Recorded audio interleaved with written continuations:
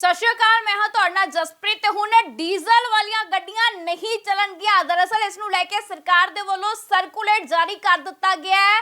दिल्ली दे विच diesel वालियां गड्डियां ते पाबंदी लगा दित्ती गई है। दरअसल प्रदूषण दा पद्धर जो कि दिल्ली दे विच लगातार वधदा जा रहा है, जिस नूं लैके डीजल वालियां गड्डियां ते पाबंदी लगा दित्ती गई है। अगले हुक्मां तक हुण दिल्ली दे विच डीजल वालियां गड्डियां नहीं चल सकणगियां। सो इस नूं लैके सर्कुलेट जारी होया है ते होर भी कई नियम जो कि सरकार दे वल्लों लागू कीते गए ने। ते दिल्ली दे विच हुण डीजल वालियां गड्डियां नहीं चल सकणगियां। दरअसल प्रदूषण दी विगड़ी स्थिति नूं वेखदियां होया इह पाबंदी लगाई गई है ते फड़े जाण ते मोटा जुर्माना लगेगा।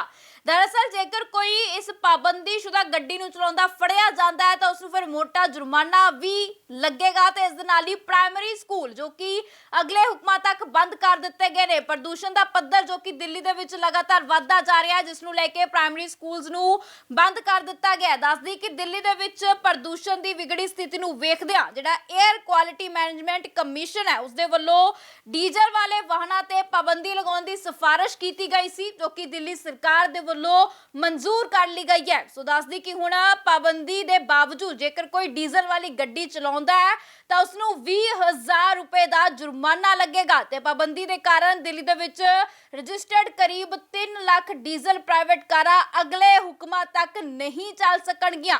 इस दे नाल ही दस दी कि इन्हां तो इलावा नेड़े तेड़े दे जिलिਆਂ ਤੋਂ भी ਵੱਡੀ ਗਿਣਤੀ ਦੇ ਵਿੱਚ ਅਜਿਹੀਆਂ ਕਾਰਾਂ ਆਉਂਦੀਆਂ ਨੇ।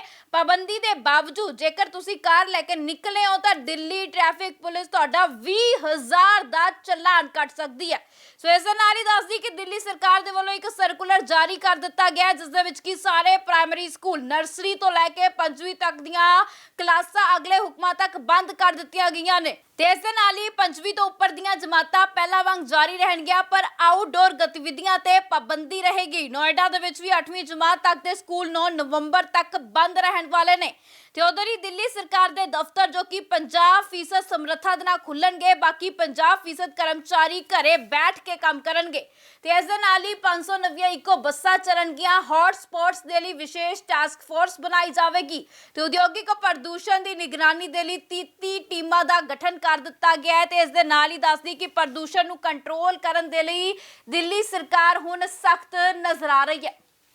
ਤੇ ਦਿੱਲੀ ਦੇ ਵਿੱਚ ਹੁਣ ਡੀਜ਼ਲ ਵਾਲੀਆਂ ਗੱਡੀਆਂ ਨਹੀਂ ਚੱਲ ਸਕਣਗੀਆਂ। ਦਰਅਸਲ ਪ੍ਰਦੂਸ਼ਣ ਦੀ ਵਿਗੜੀ ਸਥਿਤੀ ਨੂੰ ਵੇਖਦਿਆਂ ਹੋਇਆ ਇਹ ਪਾਬੰਦੀ ਲਗਾਈ ਗਈ ਹੈ ਤੇ ਫੜੇ ਜਾਣ ਤੇ ਮੋਟਾ ਜੁਰਮਾਨਾ ਲੱਗੇਗਾ।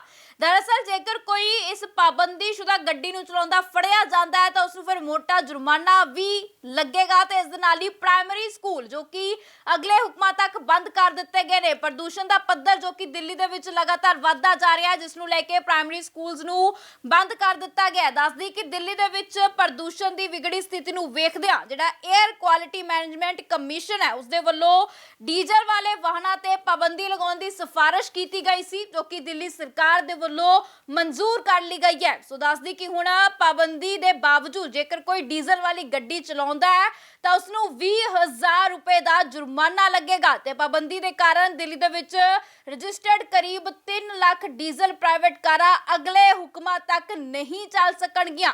ਇਸ ਦੇ ਨਾਲ ਹੀ ਦੱਸਦੀ ਕਿ ਇਹਨਾਂ ਤੋਂ ਇਲਾਵਾ ਨੇੜੇ ਤੇੜੇ ਦੇ ਜ਼ਿਲ੍ਹਿਆਂ ਤੋਂ ਵੀ ਵੱਡੀ ਗਿਣਤੀ ਦੇ ਵਿੱਚ ਅਜਿਹੀਆਂ ਕਾਰਾਂ ਆਉਂਦੀਆਂ ਨੇ।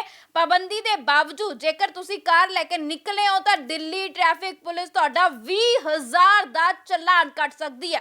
ਸੋ ਇਸ ਦੇ ਨਾਲ ਹੀ ਦੱਸਦੀ ਕਿ ਦਿੱਲੀ ਸਰਕਾਰ ਦੇ ਵੱਲੋਂ ਇੱਕ ਸਰਕੂਲਰ ਜਾਰੀ ਕਰ ਦਿੱਤਾ ਗਿਆ ਜਿਸ ਦੇ ਵਿੱਚ ਕਿ ਸਾਰੇ ਪ੍ਰਾਇਮਰੀ ਸਕੂਲ ਨਰਸਰੀ ਤੋਂ ਲੈ ਕੇ 5ਵੀਂ ਤੱਕ ਦੀਆਂ ਕਲਾਸਾਂ ਅਗਲੇ ਹੁਕਮਾਂ ਤੱਕ ਬੰਦ ਕਰ ਦਿੱਤੀਆਂ ਗਈਆਂ ਨੇ। ਤੇ ਇਸ ਦੇ ਨਾਲ ਹੀ 5ਵੀਂ ਤੋਂ ਉੱਪਰ ਦੀਆਂ ਜਮਾਤਾਂ ਪਹਿਲਾਂ ਵਾਂਗ ਜਾਰੀ ਰਹਿਣਗੀਆਂ, ਪਰ ਆਊਟਡੋਰ ਗਤੀਵਿਧੀਆਂ ਤੇ ਪਾਬੰਦੀ ਰਹੇਗੀ। ਨੋਇਡਾ ਦੇ ਵਿੱਚ ਵੀ 8ਵੀਂ ਜਮਾਤ ਤੱਕ ਦੇ ਸਕੂਲ 9 ਨਵੰਬਰ ਤੱਕ ਬੰਦ ਰਹਿਣ ਵਾਲੇ ਨੇ। ਤੇ ਉਧਰ ਹੀ ਦਿੱਲੀ ਸਰਕਾਰ ਦੇ ਦਫ਼ਤਰ ਜੋ ਕਿ 50% ਸਮਰੱਥਾ ਦੇ ਨਾਲ ਖੁੱਲਣਗੇ, ਬਾਕੀ 50% ਕਰਮਚਾਰੀ ਘਰੇ ਬੈਠ ਕੇ ਕੰਮ ਕਰਨਗੇ। ਤੇ ਇਸ ਦੇ ਨਾਲ ਹੀ 590 ਇਕੋ ਬੱਸਾਂ ਚੱਲਣਗੀਆਂ। ਹੌਟ ਸਪੌਟਸ ਦੇ ਲਈ ਵਿਸ਼ੇਸ਼ ਟਾਸਕ ਫੋਰਸ ਬਣਾਈ ਜਾਵੇਗੀ ਤੇ ਉਦਯੋਗਿਕ ਪ੍ਰਦੂਸ਼ਣ ਦੀ ਨਿਗਰਾਨੀ ਦੇ ਲਈ 33 ਟੀਮਾਂ ਦਾ ਗਠਨ ਕਰ ਦਿੱਤਾ ਗਿਆ ਹੈ। ਤੇ ਇਸ ਦੇ ਨਾਲ ਹੀ ਦੱਸਦੀ ਕਿ ਪ੍ਰਦੂਸ਼ਣ ਨੂੰ ਕੰਟਰੋਲ ਕਰਨ ਦੇ ਲਈ ਦਿੱਲੀ ਸਰਕਾਰ ਹੁਣ ਸਖਤ ਨਜ਼ਰ ਆ ਰਹੀ ਹੈ।